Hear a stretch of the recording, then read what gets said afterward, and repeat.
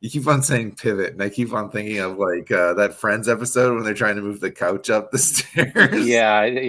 I when you started talking about that, I in my mind's eye, I saw them moving the couch.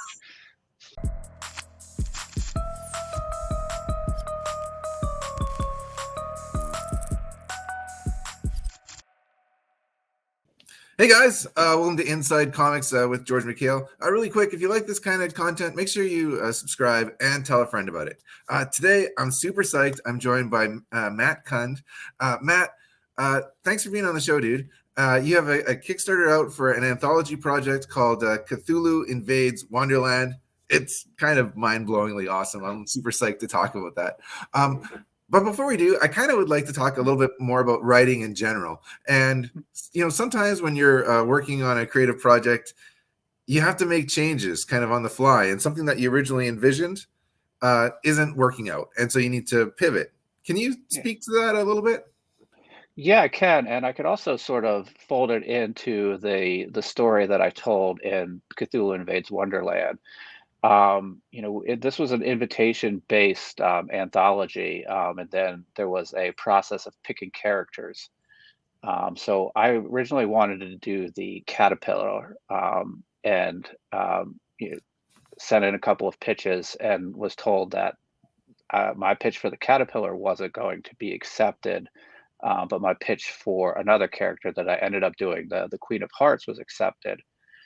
So I really liked the idea that I had for the caterpillar, and even though I couldn't use him, I sort of pivoted and I used a story beat from that story and folded that into the story I told with the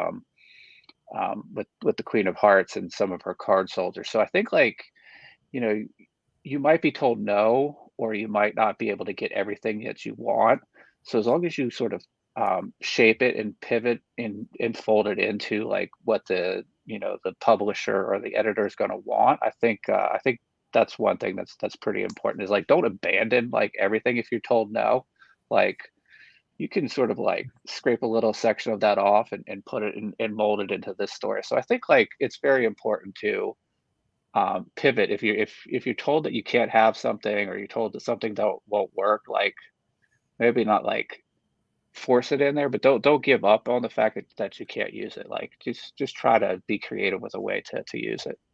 Yeah, there's been like so many different ideas that I've really liked, and you just kind of hang on to them, and you're not really sure where you're going to use it. Or like I'm always like making notes on my phone, and it'll be like, okay, if someone says something clever or funny, I'll write it down, but I don't know where I'm going to use that. And so kind of keeping these ideas and being kind of flexible with them, and then slotting them in when you find a spot. And it's like, Yeah. okay, yeah, I've wanted to use that for a long time. Now I'm going to put that in, and kind of keeping track of your ideas. I think it's really important. Yeah, can you talk a little bit about your writing process? How you kind of store your ideas and kind of circle back to things a bit. Yeah, so I try to have a daily practice of writing. It's made up of a couple of things. Just to get myself started, I will do a pitch for an existing character. Um, I will do a brainstorm of two characters, two environments, and two plot lines. And then if I have time, I'll also do like a very basic story beats. It might be like 8 beats of like a bank robbery, and just try to tell a story in 8 beats. And usually what that will do is it will give me the seed of an idea through one of those three things that I did, that'll allow me to hit my other goal for the day, is to write 4 pages. And those 4 pages might not be exactly fully flushed out, but like, if I did that, like, just for example, so like today I would have done a skateboarder in the after there was a zombie apocalypse, and like he was able to, like, you know nobody can get around on their car because everything is sort of like wrecked, and stuff like that, but he's able to skate around, jump over cars, jump over, flip kick zombies and stuff like that. So like, then I could write like 4 stories of like, this guy's a like a bicycle messenger on a skateboard, like delivering messages for people. So just sort of like that is sort of my writing practice, is try to find an idea through some of those activities, that so that I could write, 4 pages. And again, they won't be like fully fleshed out, but it's an idea that like is there, like you were talking about earlier. It's like to collect all of these ideas. So that's sort of like my daily writing practice. That's awesome. That's pretty intensive, dude. Like, I'm not like that. I wish I was. I wish I was like that organized. I like think on like an idea for like Hmm. ever. And I really like kind of like just keep on like thinking about, well, how would it go? How would it go? And then I start breaking it down, and then I'll write down. I like to write in 2-page scenes, Okay. and so I'll kind of write down my scenes, and then I'll sit on it for a long time, and then I'll try and break down a couple more scenes and a couple more scenes until I have a full issue. And then I'll even try and go all the way through the series where it's just scene breakdowns, just like really loose, just like maybe a paragraph of like what's going to happen on these 2 pages. And then from there, I start writing the dialogue, and then from the last part is like, that I find most tedious, is like the panel descriptions of breaking it down panel by panel for the artist and really explaining it to them. So that's kind of my process. And yours sounds like really like intensive and great, and like you're actually like kind of doing things like every day, whereas mine's like a lot of it's kicking around in my head a little bit too much, I think, but it does work for me though. Yeah, a lot of these ideas will be sort of abandoned or not finished, but two books that were really important to me were On Writing by Stephen King, where he talks about how he tries to write every day, including Christmas and his birthday.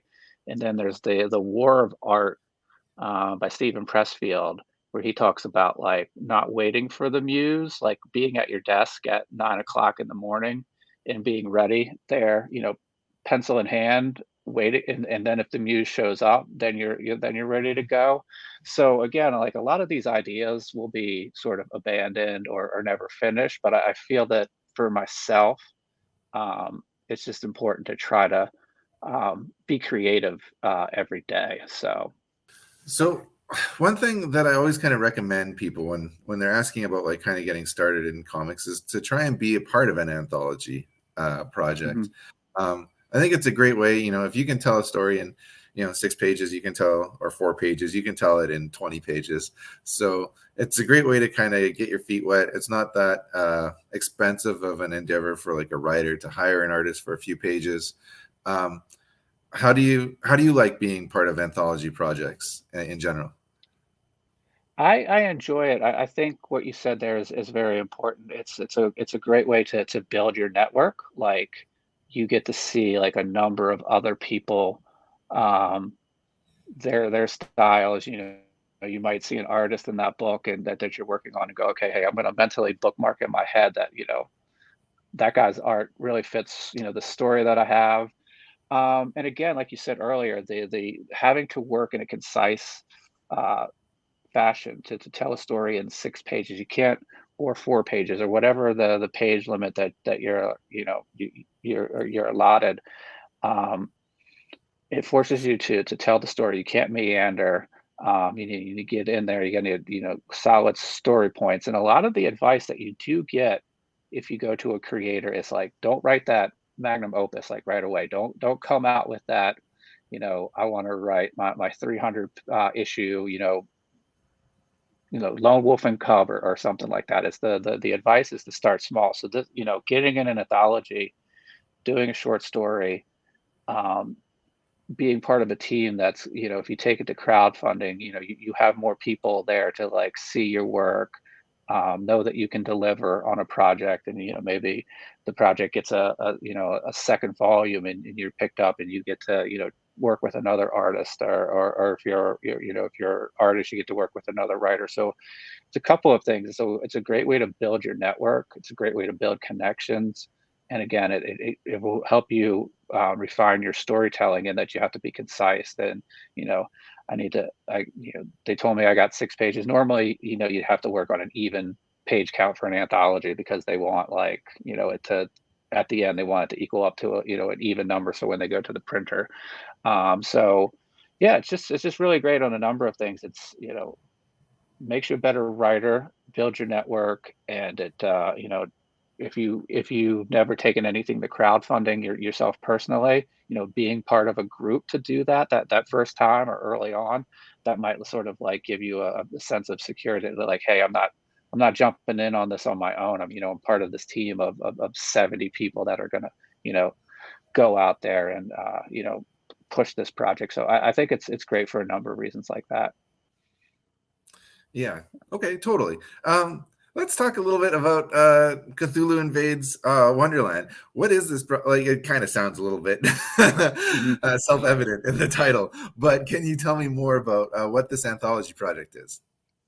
Yeah, so either a year or 2 years ago, Travis Gibb and his Orange Cones Productions, they did Cthulhu Invades Oz. So this is the second series in this. This is Cthulhu Invades Wonderland. So we all were invited, like I said earlier, to write a story. Um, and I think one thing that's really interesting about this anthology is that there's sort of a timeline and a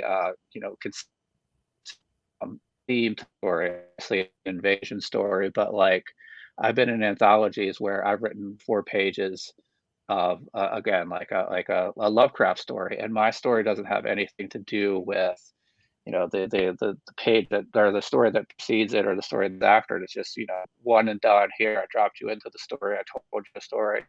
Boom, we're out. We're moving.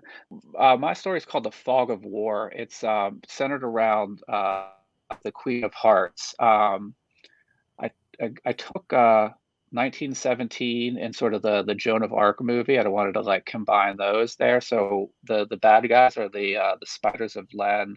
They're basically sort of cannon fodder for the forces of the Queen of Hearts. I mean, as I said earlier, the I wanted to use the caterpillar, and I had this idea that the caterpillar was sort of like that Bronze Age Tony Stark that was like a weapons dealer. So he's a weapons dealer in this story, and he provides something to the Queen of Hearts that she's able to use to overcome these spiders that have dug in around her fortress. That's cool. I like the kind of Yeah. reimagining of like these classic Wonderland characters and putting new twists on them. Can you tell me who else is working on this anthology project? Yeah, that's a really good question. There's like 70 creators in the various teams, and there's folks that have worked for DC, Marvel, Image, Dark Horse, Source Point. I'm probably blanking on a couple of the names of the publishers. Travis Gibb is the editor, and he has a story in there. He's doing a story with Stan Yak. Um, I'm doing a story with Ertan Sihan, who I'm working with on my Source Point book that's still being worked on. There's a number of people. There's Rob Malteri, who's running a Kickstarter for his werewolf series right now, just to name a few. But I mean, if you go to the Kickstarter page and just there's a 24-page PDF as a preview. You can see a lot of the art there. 24-page preview. That's crazy. That's awesome. Yeah, it's a 200-page book, so that's you can sample about a what does that work out to, about a tenth of the story there, just before you even decide to buy. And there's the ability to go back and get some of the copies of the Cthulhu Invades Oz book as well. You teased that you have something in the works with Source Point Press. Can you tell us a little bit about that project? Yeah, so it is called Metal Eagle. It's a book. Like I said earlier, just get an idea, spark of an idea, and take it somewhere. So I had the idea that the CIA wanted to create a heavy metal band that they could travel around Europe, um, you know, mostly like Eastern Europe in like the late '90s. Heavy metal music is sort of on its last legs. Nirvana's about to come in, and everybody's going to stop being hair metal. They're going to be grunge. But in these last couple of months, as the Cold War is winding down, and this hair metal is still somewhat popular. This band called Metal Eagle, which is made up of 4 CIA agents, is going around, um, rocking out by night and doing spy work on the side. So it's going to be 4 issues. I just today got the cover for issue 3 from my artist Gonzalo. He's doing amazing stuff. So my hope is that we keep plugging away. We're about the halfway point of production right now. So I'm hoping that summer of this year, 2022, we'll have it complete, and then hopefully after that point, we'll be able to take that to previews. But yeah, I'm just really excited about it. One of the cool things that I'm doing with this is I, I'm using like real world known conspiracy theories as far as like politics, and then also sort of urban legends around like heavy metal music that are conspiracy. So you'll see a character that you might recognize, or if you know the backstory of like a certain musician or a certain conspiracy theory that involves sort of like international intrigue. You might see some of the aspects of that I took, but it's a lot of fun, and actually kind of follows a almost accurate timeline if this was going on as far as like the dates, because as I said earlier, it's going to be set in the late 90s. I'm sorry, early 90s. And one of the things that happens towards the end is the Nirvana Nevermind album is going to drop, and everybody's going to be like, oh, I'm done with hair metal. I'm all about like grunge music and wearing flannel and not being hair all teased out and spandex and stuff like time of all that works out yeah, so it's been a lot of fun. That's cool, man. I'm gonna be looking out for that one for sure. So the Kickstarter for Cthulhu Invades Wonderland is live right now. I've included a link in the description of this video, so everyone watching this, go and click that link. Go and back this project. It's super cool. 200 pages. Matt's story sounds dope. Matthew Kund, I want to thank you for being on Inside Comics. And until next time, man. Peace. Thanks.